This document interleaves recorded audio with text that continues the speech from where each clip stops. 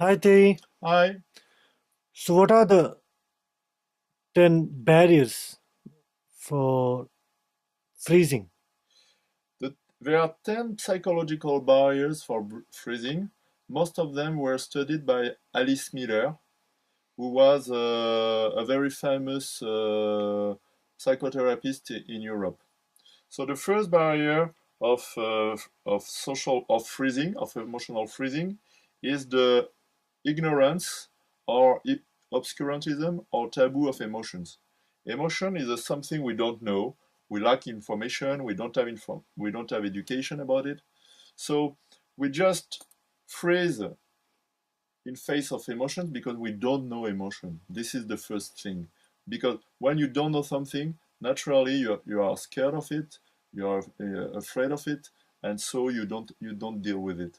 And so this is the first reason for emotional freezing. The second barrier is shame. Shame is an emotion for social regulation. And if everybody doesn't pay attention to emotion, the person who is going to pay attention to emotion is not going to be normal. So shame on this person. So to the risk when you pay attention to emotion is that you're going to be weird or different from the others, and the risk is shame. This is the second barrier. The third barrier is the taboo of hunger. It means that indignation, affirmation is not allowed. Anger is forbidden. You must submit to the tradition, you must respect the social order, you must do like the others do. And so submission is taught to children. So there is a kind of taboo or bad reputation or bad representation about anger, because anger makes it possible for you to say yes or to say no, and we are used to teach our children just to follow the common path. This is the third barrier.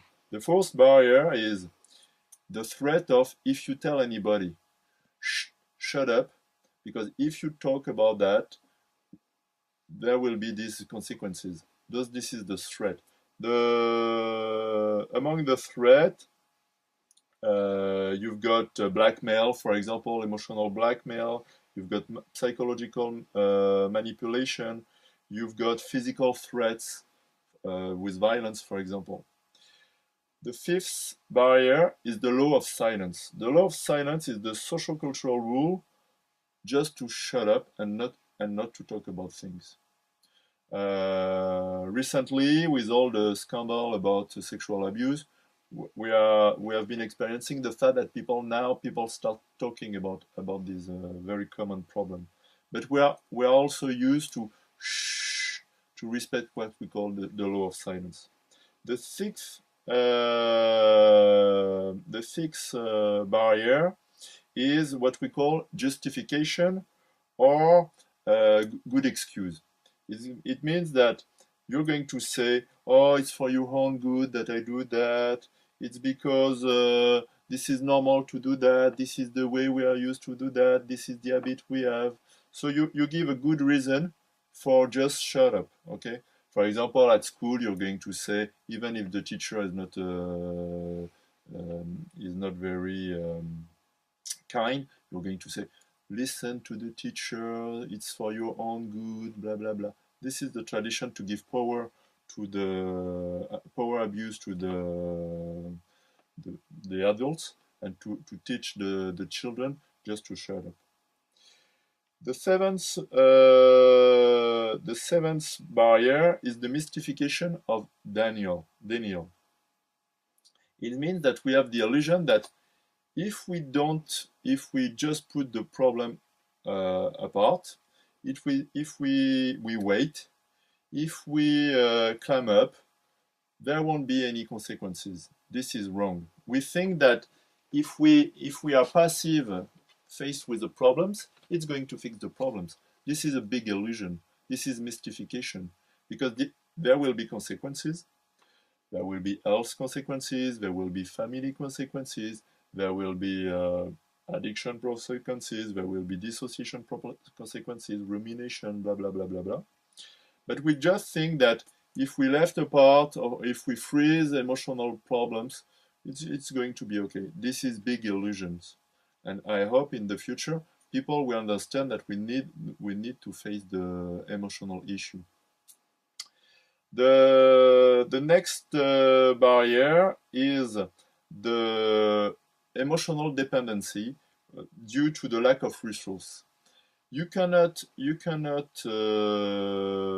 dare to react when you are dependent on somebody. You must restrain from reaction when you, for economic reason or for affective reason, you must rely on somebody, you depend from somebody. So the dependence makes it impossible for you to be free emotionally and psychologically. The ninth barrier is what we call family loyalty. This is the fact that uh, family relationship is very conditioned by the social tradition, and that we think that children must be loyal to the parents. It is true, but it is in both senses. I mean, caring is not only in one sense or one directions. What we call devoir de gratitude, I don't know how to say it in English. It's loyalty obligation. It's in both senses. I mean, parents must care for children, and children must care for. This is win-win relationship. And the tenth barrier is the power of icons, images, and symbols. It means that we give power to the things who have more information, more knowledge, who are more. We imagine that people are superior, and we imagine differences with the others, and we give them power. So it's a reason why we just clam up and we don't dare to say anything, often with bad belief or feelings of guilt. That's it. This is the 10 barriers to explain social freezing and why people climb up or shut up. Let's say it like this way. Thank you very much, Samart. Thank you, Tay. Welcome.